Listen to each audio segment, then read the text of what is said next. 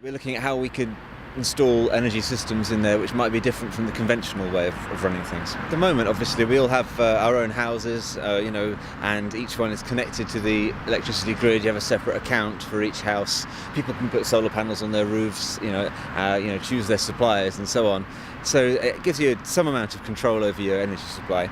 But when you have a new project like Lowfield Green, and you're building houses that are going to be owned collectively, which is the exciting thing about it, then that gives you an interesting opportunity to do something a bit different, because you don't have to have each different unit. There are 19 units in the development.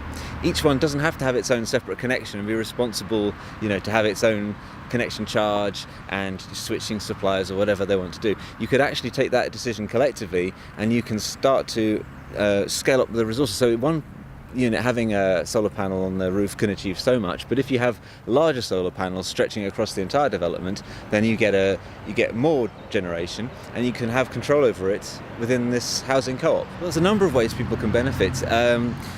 For a start, you get a better averaging effect. So you have different usage of different people will be using power at different times. So scale it up and own it as a community, and you get better generation. You get an averaging effect with people doing different things at different times. You can have bigger local consumption on site. We might want to look at storage. It might be possible to have storage on that scale, locally. There are things like electric car charging and so on.